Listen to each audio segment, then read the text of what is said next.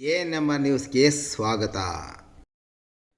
ಪತ್ನಿ ಶೀಲಾ ಶಂಕಿಸಿ ಮಚ್ಚಿನಿಂದ ಕುತ್ತಿಗೆಗೆ ಕೊಚ್ಚಿ ಕೊಲೆ ಮಾಡಿದ ಪತಿರಾಯ. ಪತಿ ಶೀಲಾ ಶಂಕಿಸಿ ಹರಿತವಾದ ಮಚ್ಚಿನಿಂದ ಆಕೆಯ ಕುತ್ತಿಗೆಗೆ ಹೊಡೆದು ಪತಿ ಕೊಲೆ ಮಾಡಿರುವ ಘಟನೆ ಚಿಂತಾಮಣಿ ತಾಲೂಕಿನ ಬಟ್ಲಳ್ಳಿ ಪೊಲೀಸ್ ಠಾಣಾ ವ್ಯಾಪ್ತಿಯ ಕೊಂಡ್ಲಿಗಾನಹಳ್ಳಿ ಗ್ರಾಮದಲ್ಲಿ ನಡೆದಿದೆ. ಪತ್ನಿ 35 ವರ್ಷದ ವಿನೋದಳನ್ನು 38 ವರ್ಷದ ಪತಿ ಸುರೇಶ್ ಹತ್ಯೆಗೈದಿರುವ ಘಟನೆ ಮಂಗಳವಾರ ಬೆಳಗಿನ ಜಾವ ಸುಮಾರು 5:30 ಸಮಯದಲ್ಲಿ ನಡೆದಿದೆ. ಈ ಘಟನೆ ನಡೆದಿದ್ದ ಆರೋಪಿ ಸುರೇಶ್ನನ್ನು ಪೊಲೀಸರು ಬಂಧಿಸಿದ್ದಾರೆ. ಬಟ್ಲಳ್ಳಿ ಪೊಲೀಸ್ ಠಾಣೆಯಲ್ಲಿ ಪ್ರಕರಣ ದಾಖಲಾಗಿದ್ದು ವಿಚಾರಣೆ ಮುಂದುವರೆದಿದೆ. ಕೊಲೆಗೈದ ಆರೋಪಿ ಕೊಂಡ್ಲಿಗಾನಹಳ್ಳಿ ಗ್ರಾಮದ ಸುರೇಶ್ ಕುರುಬ ಜನಾಂಗಕ್ಕೆ ಸೇರಿದ್ದು ಕೂಲಿ ಕೆಲಸ ಮಾಡುತ್ತಿದ್ದ.